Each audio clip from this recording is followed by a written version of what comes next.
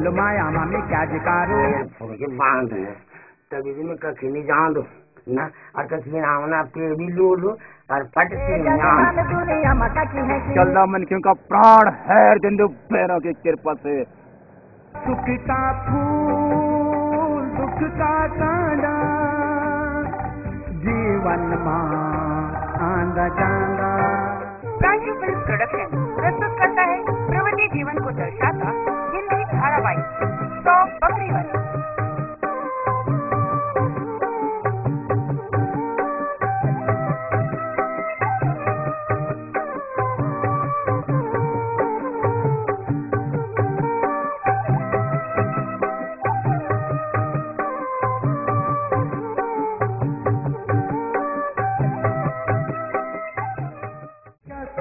लगनी थे बिगड़ेल दिखनी थे जो माया लागी जो ओ कांची तेरो जुबन मां भगवान की आवानी सा मेरी प्यारी जमुना बा मेरे प्यारे जमुना बा। आप भी अपना विज्ञापन देंगे तो इन नंबरों पर संपर्क कीजिए। ब्रेक के बाद एक बार फिर स्वागत है आपका हमारे कार्यक्रम हमारी बातें आपकी यादें में। तो जी आप हमें और हमारे दर्शकों को वहाँ के कुछ अपने रोचक पल थोड़ा उनके बारे में बताएं। जी जरूर। मेरा सबसे बहुत अच्छा समय एक टाइम जब हम पूरी फैमिली के साथ जापान गए और जापान में जो है दुनिया का डिज्नीलैंड, दुनिया का दूसरे नंबर का डिज्नीलैंड है, उसके अंदर हम गए और वहाँ पर हमने जो मजा किया है वो हम कभी भूल नहीं सकते हैं, क्योंकि उस समय हमारे साथ हमारे बच्चे वाइफ सब साथ में थे, इसलिए भी हम उसको भूल नहीं सकते। और इतना सुंदर दृश्य, इतना सुंदर जो अट्रैक्शन वहाँ थे वो हम कभी भूल नहीं पाएंगे। जी हमने अक्सर देखा है कि जो विदेश जाते हैं वहीं जाके जो है बसने की कोशिश करते हैं, लेकिन आप आज भी इतने साल वहाँ रहने के बाद भी आज वापस आप उत्तराखंड की तरफ आ रहे हैं, तो इसके लिए आप और कौन कौन सी योजनाएं लेके आए? जी मैं तो हमेशा से ही उत्तराखंड से जुड़ा रहा हूँ, क्योंकि मैं उत्तराखंड वासी हूँ।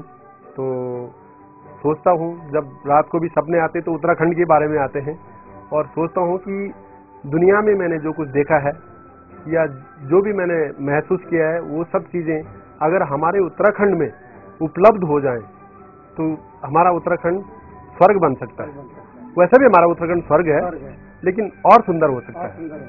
ये हमारी भरपूर कोशिश रहती है। और मैंने इसी के चलते जो है यहाँ पर हमारे पास थोड़ा ज़मीन है, वहाँ पर इंटरनेशनल स्कूल के नाम से इंटर कॉलेज खोलना चाहता हूँ, और उसके अंदर कोशिश कर रहा हूँ कि वो चीज़ प्रोवाइड कर सकूँ जो अब तक इस एरिया में नहीं आई है। इसलिए सोच रहा हूँ उसके बारे में कि किस तरीके से उनको डेवलप किया जाएगा। जी आप हमारे शो के माध्यम से दर्शकों को क्या संदेश देना चाहते हैं? जी मेरा पहला संदेश यही होगा कि हर उत्तराखंडी, अगर मेरे हिसाब से उत्तराखंड के लोग देश विदेश बहुत सारी जगह फैले हुए हैं। कुछ लोग जो है गढ़वाल से निकलते हैं और सीधे बॉम्बे जाके बस जाते हैं, दिल्ली जाके बस जाते हैं, कनाडा जाके बस जाते हैं, यूरोप जाके बस जाते हैं।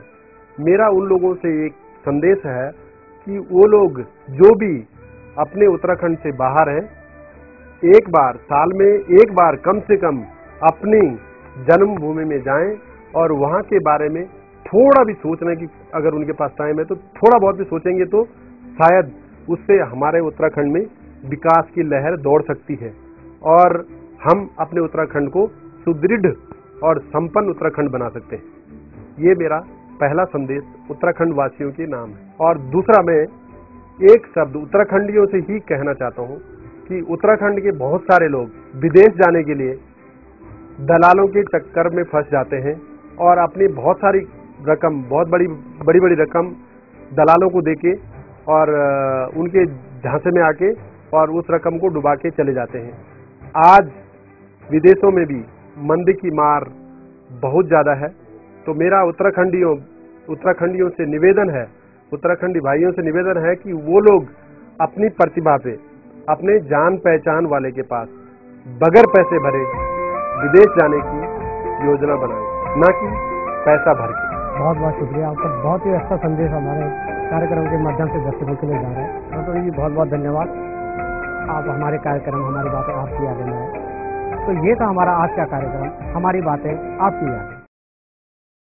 आज हमारे बीच है जाने माने राजनेता माननीय श्री हरीश रावत जी। बचपन की कोई शरारत जो आज भी आपको बहुत याद आती है? शरारत तो बहुत करते रहते थे।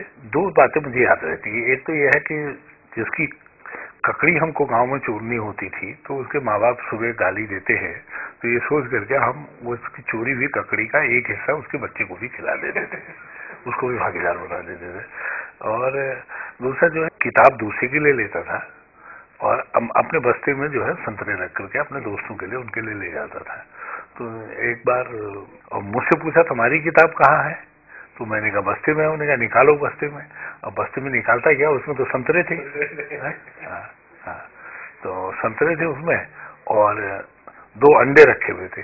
तो मुझसे पूछे अंडे कहाँ से लाए, मैंने कहा पेड़ में लगे थे।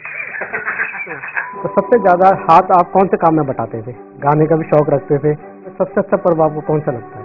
राजनीति का जो शौक था वो आपको बचपन से था। आज आप उत्तराखंड को किस रूप में देखना चाहते हैं? आपके पीछे आने वाली पीढ़ी राजनीति में आएगी। रावत जी, जीवन का कोई ऐसा दुखद पल जिसको याद करके आपकी आंखें नम हो जाती है? मैं अपने दर्शकों का बहुत बहुत आभारी हूँ, उनका धन्यवाद करता हूँ कि उन्होंने हमारे सीरियल को सराहाया। और इसके साथ साथ ही मैं अपनी पूरी टीम का धन्यवाद देता हूँ, अपने मेहमानों का धन्यवाद देता हूँ जिन्होंने मेरा निमंत्रण स्वीकार करके आज हमारे इस कार्यक्रम को यहाँ पहुँचाया। आपको हमारा कार्यक्रम कैसा लगा हमें जरूर बताएं एवं विज्ञापन हेतु संपर्क करें। हमारा पता है Tanya film 10/75 Nav Kranti apartment IP extension Patparganj Delhi 92। Phone number 09818510064 और 9410335279। Email address tanyafilms@yahoo.co.in।